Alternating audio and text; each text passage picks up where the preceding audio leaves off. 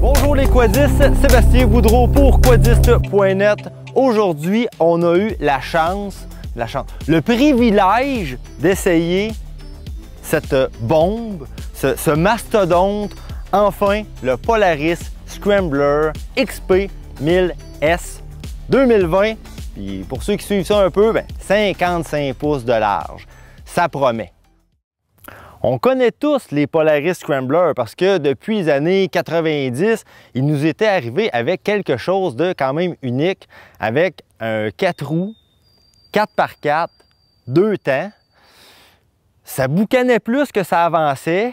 La fiabilité n'était pas toujours au rendez-vous. Puis malheureusement, le nom des fois, peut-être que ça leur a porté atteinte à leur réputation. Mais aujourd'hui, on est ailleurs. Puis même depuis quand même un bon bout, depuis peut-être 2010, le début des années 2010, quand ils sont arrivés avec le Scrambler pour faire compétition au Renegade de Can-Am, là, la fiabilité commençait à être là. Puis on était vraiment dans une machine complètement différente de ce qu'on avait connu avant.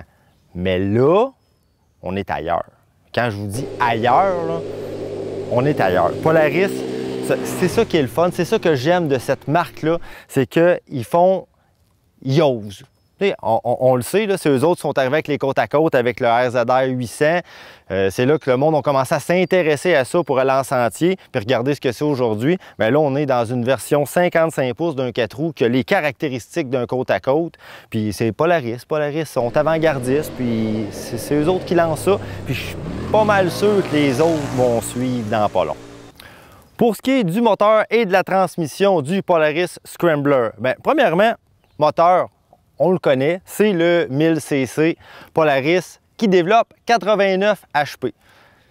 C'est puissant, c'est très... puis regardons, je l'ai laissé en mode performance en plus. Parce que oui, il y a deux modes. Il y a le mode performance, puis il y a le mode standard.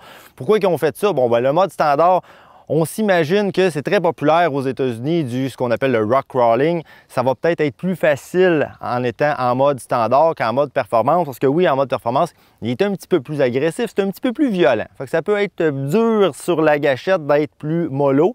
Mais moi, je l'ai laissé en mode performance, que voulez-vous.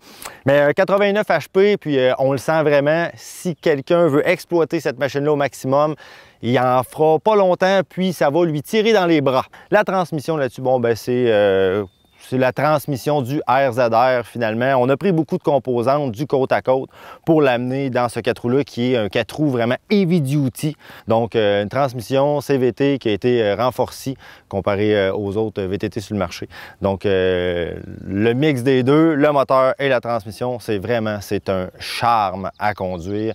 Puis aussi, les différentiels avant-arrière, c'est pas encore d'un VTT standard. Non, ça provient des côte à côte, ça provient du légendaire RZR. Donc, c'est tellement fort. Honnêtement, c'est du béton armé. On va parler suspension un petit peu parce que pour avoir un gros VTT comme ça prend une suspension vraiment solide. Suspension double ressort. J'ai la même chose sur le RS1. Là. Fait que c'est du heavy duty. Double ressort, 12 pouces et demi de débattement à l'avant. Si on va à l'arrière, on retrouve les mêmes amortisseurs. C'est des Walker Evans, sont ajustables dans toutes les positions. J'ai joué un petit peu avec, mais vraiment, là, vous pouvez passer beaucoup de temps à les ajuster pour que ce soit vraiment à votre goût. Ça à coche, comme on dit. On a 14 pouces de débattement à l'arrière, qui est énorme. Puis jumelé avec ça, avec une garde au sol de 14 pouces et demi. Honnêtement, là, si vous voyez le bout, c'est l'expression, vous voyez le bout de ces amortisseurs-là, pour vrai, vous êtes tout qu'un chauffeur. D'après moi, vous êtes connu, parce qu'il n'y a pas le commun des mortels qui va réussir à arriver au bout de cette suspension-là. Pour en finir avec la suspension, pourquoi la suspension est si robuste?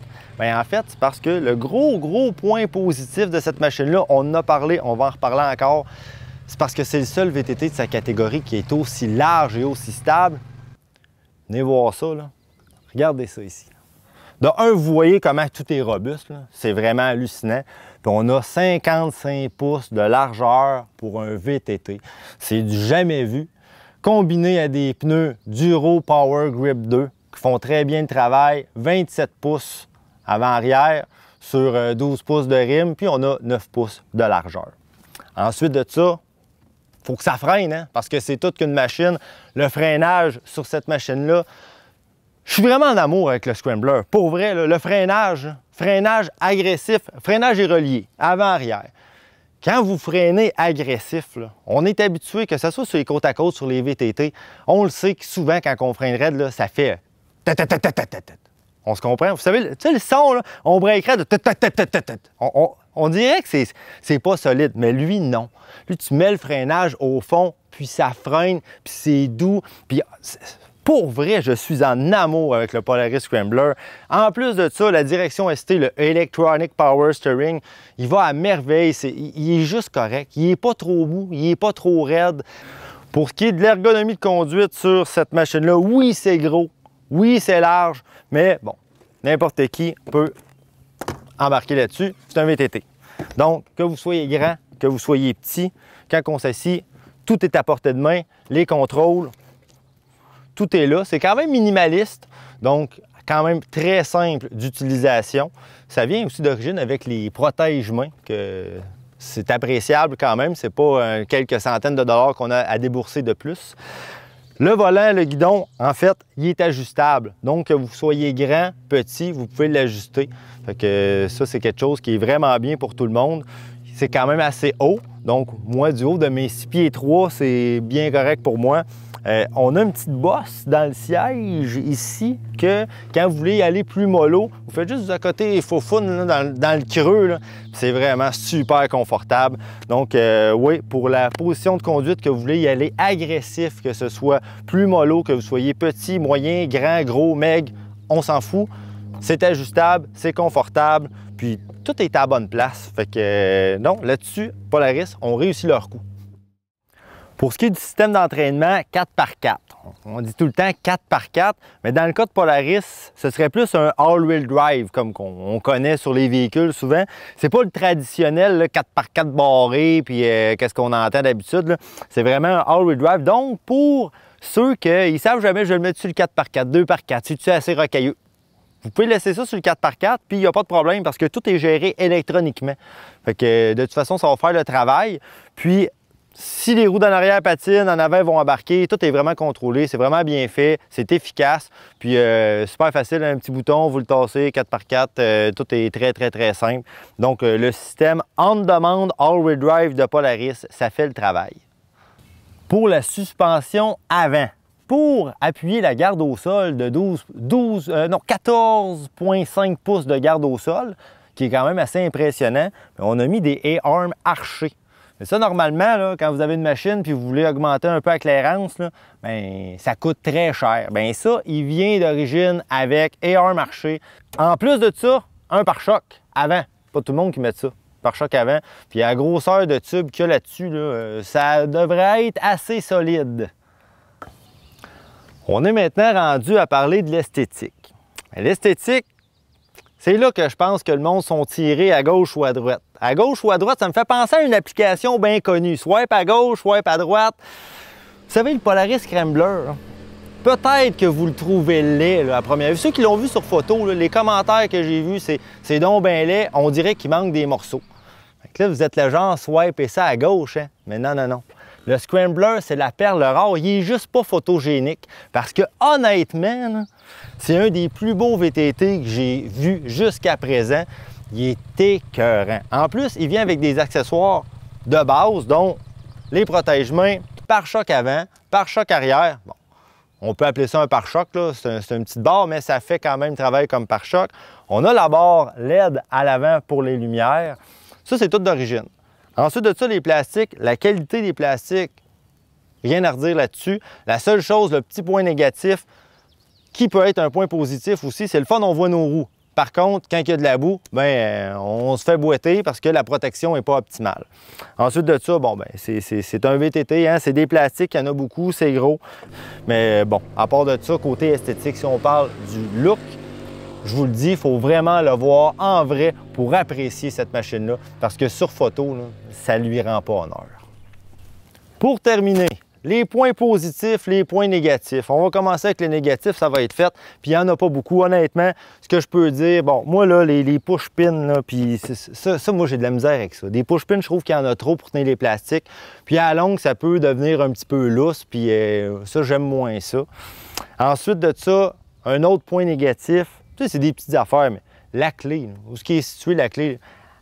L'été, j'ai de la misère. Fait que j'imagine l'hiver, à essayer d'aller là pour le partir, c'est assez compliqué, je trouve qu'il est mal placé.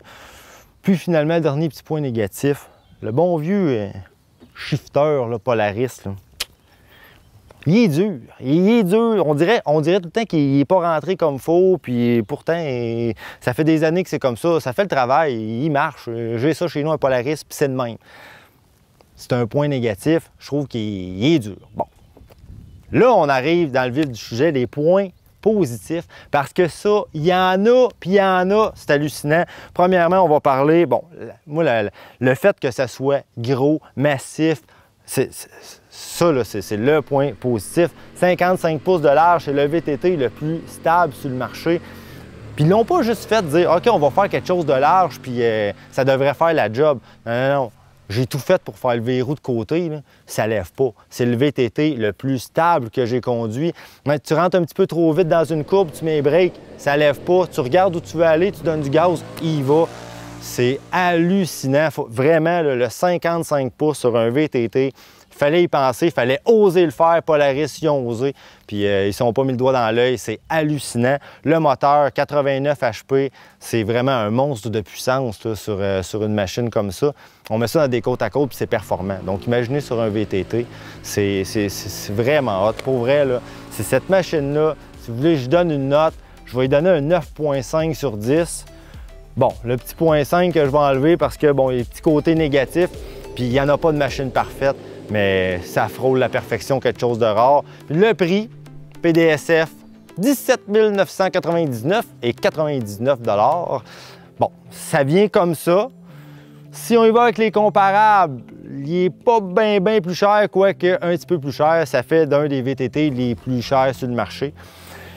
Mais est-ce que ça vaut le prix pour quelqu'un qui n'est pas prêt à aller dans un côte à côte, puis qui se dit, moi, j'ai pas vraiment de budget, puis je veux le meilleur 4 roues, quelque chose qui va m'apporter vraiment là, 12 d'adrénaline, là. Polaris Scrambler XP1000S, c'est la machine pour vous. Donc, sur ce, c'était Sébastien Boudreau pour quadiste.net. Abonnez-vous à notre chaîne Powersports Québec sur YouTube. Vous allez voir toutes les vidéos de tout ce qu'on fait en primeur. Fait que, on se revoit très bientôt pour un autre essai. Quadiste.net.